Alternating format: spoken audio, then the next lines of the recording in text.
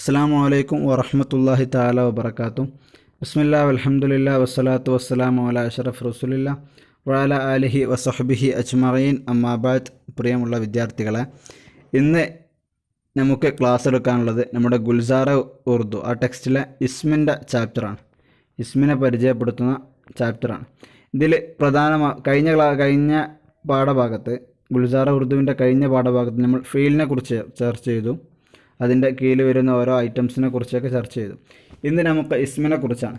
ഇസ്മ പ്രധാനമായിട്ടും 3 കിസ്മുകളാണ്, 3 ടൈപ്സുകളാണ്. ഒന്ന് ജാമിദ്, രണ്ടാമത്തത് മുഷ്തഖ്, മൂന്നാമത്തത് മസ്തർ എന്നീ 3 ഇനങ്ങളാണ് ഇസ്മിലുള്ളത്. അതിൻ്റെ ഉദാഹരണങ്ങളും അതിൻ്റെ കായികയുമാണ് ഈ പാഠഭാഗത്തുള്ളത്. അതിനുശേഷം ചെറിയൊരു എക്സസൈസുമുണ്ട്, അത് നിങ്ങൾ അടുത്ത ക്ലാസ്സിൽ എഴുതി വരണം, സിമ്പിളാണ്. അപ്പോൾ ഇസ്മക്ക് 3 കിസ്മേ ഹൈ: ജാമിദ്, മുഷ്തഖ്, മസ്തർ. ഇസ്മ 3 കിസ്മുകളാകുന്നു. ഒന്ന് ജാമിദ്, രണ്ടാമത്തത് മുഷ്തഖ്, മൂന്നാമത്തത് മസ്തർ. ആദ്യമായിട്ട് ജാമിദായിട്ടുള്ള ഇസ്മ എന്ന് പറഞ്ഞാൽ നമ്മുടെ അറബിയിലൊക്കെ നിങ്ങൾ കേട്ട പോലെ ജാമിദായ ഇസ്മുകൾ ഉണ്ടാവും. ഇംഗ്ലീഷിൽ അതിന് കോൺക്രീറ്റ് നൗൺസ് എന്ന് പറയും. അതായത് ഒരു വസ്തുവിന് അതിന് സ്വന്തമായിട്ടുള്ള ഒരു പേര്, അത് വേറൊന്നിൽ നിന്നും ഉണ്ടായതുമല്ല, ഇനി അതിൽ നിന്ന് വേറൊരു ലഫ്ള് ഉണ്ടാവുകയുമില്ല. ഏതുപോലെ എന്ന് വെച്ചാൽ കലം, ഉദാഹരണത്തിന് ഇപ്പോൾ കലം, പേന എന്നർത്ഥമുള്ള കലം, അത് വേറൊരു മസ്തറിൽ നിന്നോ ഒന്നിൽ നിന്നോ ഉണ്ടായതല്ല, മറിച്ച് പേന എന്നുള്ളൊരു വസ്തുവിന് വെക്കപ്പെട്ട ഒരു പേരാണ്. ഇനി ആ കലമിൽ നിന്ന് വേറൊന്നും ഉണ്ടാവുകയുമില്ല, പേനക്ക് മാത്രമായിട്ട് വെക്കപ്പെട്ട ഒന്നാണ്. അപ്പം ജാമിദ ഇസ്മ എന്ന് പറഞ്ഞാൽ ആ കായിക ശ്രദ്ധിക്കുക. ജാമിദ് വോ ഇസ്മ ഹെ ജോ നഹൂദ് किसी कलिमा से निकला हुआ और न उससे कोई इस्म निकले या बने. അതായത് ജാമിദ ഇസ്മ എന്ന് പറഞ്ഞാൽ അത് മറ്റൊരു കലിമത്തിൽ നിന്ന് ഉണ്ടായതുമല്ല, അതിൽ നിന്ന് വേറൊരു ഇസ്മ ഉണ്ടാവുകയുമില്ല, വേറൊരു കലിമത്ത് ഉണ്ടാവുകയുമില്ല.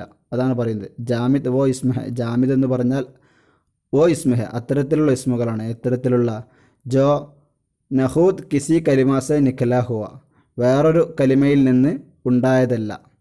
ഔർ ന ഉസ്സെ കോയി ഇസ്മ നിക്കലെ യാ ബനെ, അതിൽ നിന്ന് വേറൊരു ഇസ്മോ ഒന്നും ഉണ്ടാവുകയുമില്ല. ഓക്കെ, മനസ്സിലായില്ലേ? ജാമിദ ഇസ്മ എന്ന് പറഞ്ഞാൽ സാധാരണ നമ്മൾ കേട്ട് വരുന്ന അസ്മാവുകൾ എന്നർത്ഥം. അത് മസ്തറിൽ നിന്നൊന്നും ഉണ്ടാവാത്ത ഇസ്മുകൾ, അതിൽ നിന്ന് വേറൊരു ഇസ്മു ഉണ്ടാവുകയുമില്ല. ഉദാഹരണത്തിന് ഇപ്പോൾ കലം ഏക് ഫായിദ മന്ത് ചീസ് ഹെ, ഉണ്ടല്ലേ? അപ്പോൾ അവിടെ കലം എന്നുള്ളതാണെന്ത്, നമ്മുടെ ജാമിദായിട്ടുള്ള ഇസ്മ. കലം ഏക് ഫായിദ മന്ത് ചീസ് ഹെ, കലം എന്നുള്ളത് വേറൊരു മസ്തറിൽ നിന്ന് ഉണ്ടായതല്ല, അതുപോലെ തന്നെ ആ കലമിൽ നിന്ന് വേറൊന്നും ഉണ്ടാവുകയുമില്ല. ഇനി അടുത്തത് ഇൻസാൻ അക്കൽമന്ത് ഹെ, ഇൻസാൻ ബുദ്ധിയുള്ളവനാകുന്നു. മുമ്പത്തതിൻ്റെ അർത്ഥം കലം ഏക് ഫായിദ മന്ത് ചീസ് ഹെ എന്ന് പറഞ്ഞാൽ പേന ഒരു ഉപകാരമുള്ള വസ്തുവാകുന്നു.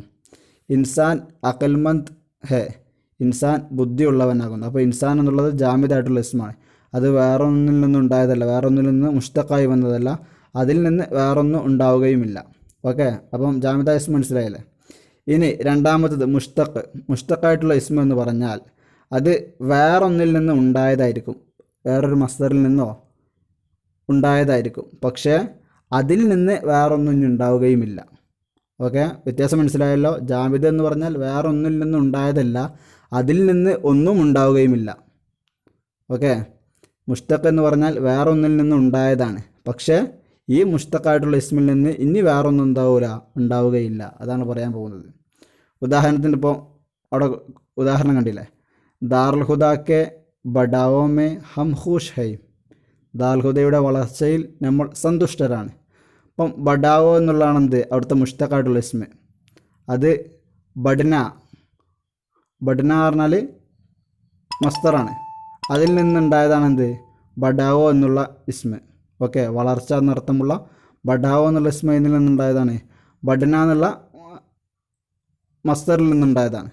ഓക്കെ, അപ്പം ബഡ്ന എന്നുള്ള മസ്തറിൽ നിന്നുണ്ടായതാണ് ഇത് ബഡാവോ. പക്ഷേ ബഡാവോയിൽ നിന്ന് എന്താവില്ല, വേറൊരു ഇസ്മ ഉണ്ടാവുകയില്ല. ഓക്കെ, ഇനി അടുത്ത ഉദാഹരണം പഠായി ഏക് ദിൽചസ്പ് കാം ഹെ. പഠനം എന്നുള്ളത് ഒരു മനസ്സിന് സുഖം നൽകുന്ന ഒരു പ്രവൃത്തിയാകുന്നു. അപ്പം പടായി എന്നുള്ളത് പഠന എന്നുള്ള മസ്തറിൽ നിന്നുണ്ടായതാണ് എന്ത്, പടായി.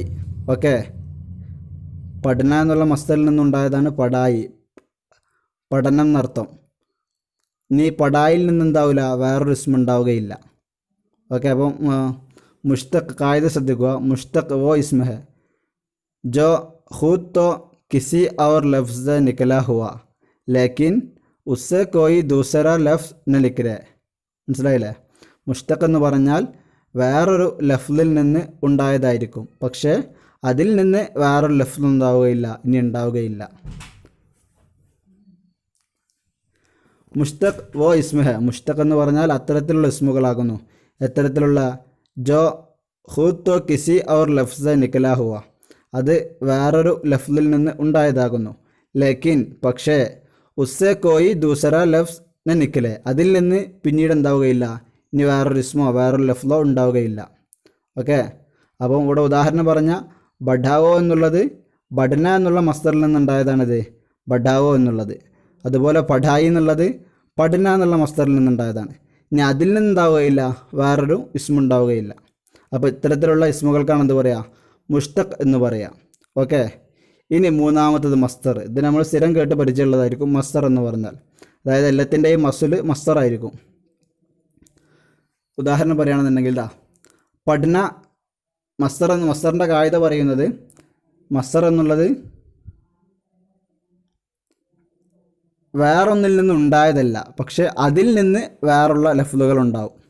ഓക്കെ, മസ്തറാണ് ഏറ്റവും ബേസ്.